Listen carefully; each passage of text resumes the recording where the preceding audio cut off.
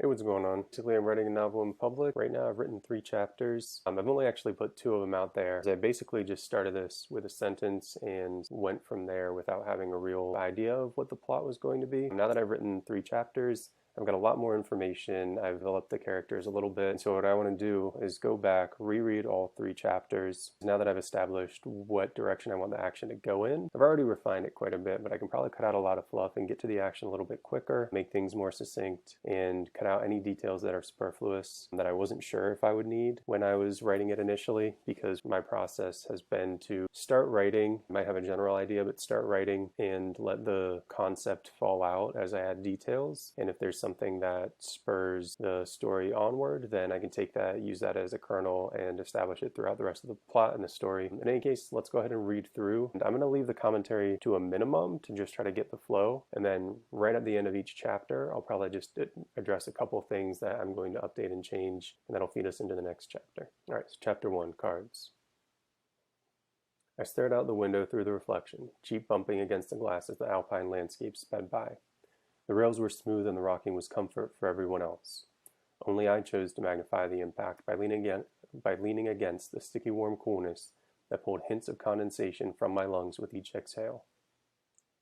3 people I took to be Korean sat across from me, 2 women flanking a man, all probably in their early 20s, a little younger than me. They were joking and jostling at the table, careful not to glance too long at me or make eye contact with a stranger. It had been at least 4 hours now that I'd worn the "nope" look on my forehead, bridging the bags under my eyes. I was tired, no, exhausted, and so I couldn't sleep. They'd been able to take turns dozing off and whispering. The beautiful woman directly across from me by the window, the woman closest to the aisle, a bit more muted in her beauty, but cute nonetheless, and the average-looking man in the middle, either punching above his weight or related to one of the girls.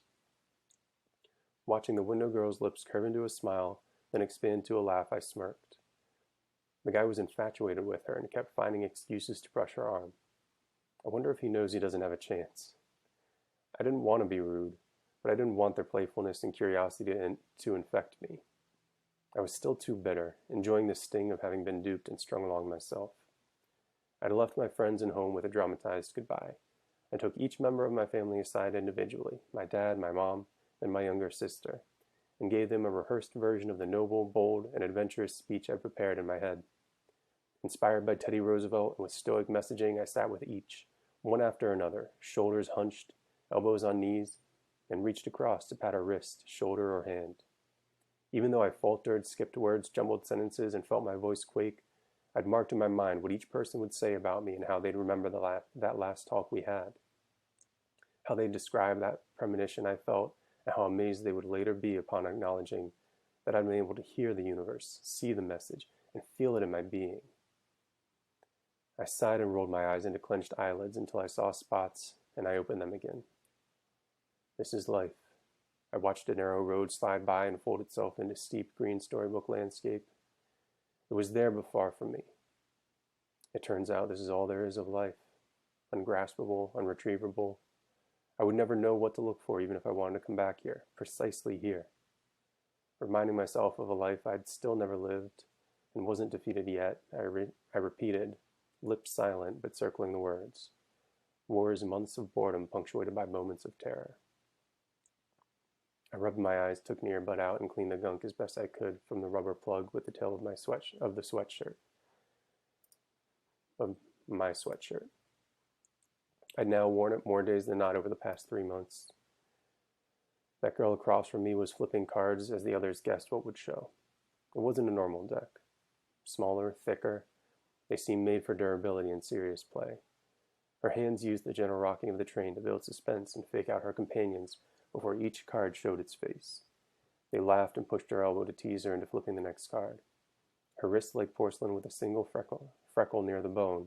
Each movement she made was timed and on beat with the lulling cadence of the train car. Each feint and each flip part of the undulation of the same wave in constant flux. I allowed my eyes to follow her wrist up her arm, catching the sleeve at her shoulder, and losing themselves in the shiny black hair curled inward and framing her face. Her lips hinted at a smile whenever she tricked the man and woman on the side of her into reaching for the card before she turned it, A small, sharp nose drawn out by lifted cheeks pulled me up further to meet focused, cool brown eyes. Her lashes twitched as her eyes darted between the deck and her companion's hands. I'd been staring for a few seconds when she looked up and caught my gaze. The train entered a curve and jostled the car, causing her hand to push the deck, spilling it across the table toward me and sending half a dozen cards scattering into my lap and onto the floor at my feet. I was slow to react. Entschuldigung, she mouthed, followed by its equivalent. I'm sorry. She held my eyes with a genuine smile until my mind shifted into gear and I had to look away. I shrugged with my own half-smile, bent quickly, and gathered the cards that ended up on the floor by my feet. Pushing the cards across, I looked at the other two. No bother. Her eyes held me a moment longer, but I couldn't bring myself to make eye contact again. Why doesn't she look away? Focused back out the window, I could see her brow and nose scrunch in the reflection. She opened her mouth, let it hang, and then bit her lip gently. Pine trees sped by. Another second, then the other girl whispered to the guy who nudged her, pointing to the cards. She flipped the card again. I pulled out my phone and swiped across the dozen junk emails awaiting me. I didn't know why I hadn't unsubscribed yet. I landed on one of those travel deals similar to the one that had led me here. It was from the same company, but didn't have the advertisement that got me. The language was more salesy, generic, and lacked the promise of exploration and a prompt to find oneself. The email that got me and dragged me into this had hooked me well, playing hard to get. Free trip around the world. 1 entry per email. Must be able to complete the trip, whether 3 months or 3 years. Living expenses paid. 1 bag allowed. To enter. Upload 1 video of you with your bag, what you will bring, and why you will bring each item. Choose carefully. Winners will be contacted by email and will have 48 hours to claim their first ticket. No friends, family, or travel companions. If selected for our group, you will have all the companions you need. If you claim the ticket, you must complete the journey. Good luck. F name. I remember seeing the F name in brackets and chuckling, shaking my head. How could I take them seriously if they couldn't even get an email right? That night, I shot the video 3 times using my phone leaned against a pile of books. Cringing at the sight of myself on camera, I deleted the first 2 and uploaded the third straight to the site linked in the email without even watching it. I blushed as I hit submit and tossed the phone upside down across the bed. There were other stipulations on the site and some generic testimonials about traveling with this company, highlighted again and again with the curious and sworn attestations that those who were accepted would get a trip around the world on very few conditions. 1, they wouldn't know where they'd go. 2, how long they'd be there. Or 3, when they'd return home. Beyond that, there wasn't much information, but it was free and I'd fallen into a rut. My fiancée had left me a few days before, though I could tell she'd been wanting to leave for almost a year. While at work, I was on the short path to getting fired for poor performance, and I'd deserved the firing when it came. This trip sounded simultaneously too good to be true and like a complete joke. I didn't expect to hear back at all, so when I woke up to a congratulatory email from the travel agency the next day, I was shocked. The timer on the email said I now only had a little over 46 hours to accept or reject the offer. I'm going, I thought, without even considering turning it down. I need to get out of here. I need something to change me. My boss was more than happy to give me the unpaid leave with the condition that we'd reevaluate my role when I returned. And I was only too happy to accept my likely termination and let my career live in a world of suspended animation in the meantime, while I found myself. But now, I was already 4 months in and the thrill had worn off. While I'd expected a sort of amazing race experience with a group of like-minded adventurers, what I found was more like an assortment of unbooked and overfull accommodations, real or pretended language barriers, and the creeping feeling of being moved about by an indifferent, omnipotent being like a chess piece in the hand of a capricious child without an end goal. Moreover, I'd yet to meet anyone else who'd been accepted on and undertook this journey. Am I the only idiot dumb enough to do this? The scenery was beautiful, sure. The places I'd seen from Morocco to Spain and along the Mediterranean coast to Marseille, and now inland up across Mont Blanc and into Switzerland, they were incredible, truly incredible sights, smells, and sounds that expanded my mind and had enhanced my perspective of the world. However, I'd been promised a purpose, and up till then, my travel had been aimless. Am I going to end up murdered, cut up, and eaten in some German guy's house while he laughs at how he DoorDashed a dumb American for his own cannibalistic pleasure? I pushed that last thought from my mind. It was a little too far even for me to take seriously. Focus on the positive, I sighed, puff of air giving a moment's condensation to the window. The train slowed and we approached the station. The three across from me shifted, gathering their bags and putting on sweatshirts and jackets that had been cast aside or tied around waists. I continued my effort to focus on the window. Mine was the last stop, Davos. Still one more to go. Once the train stopped and the booth was empty, I slunk down and settled in, planning to nap for the next hour or so with my backpack as a pillow.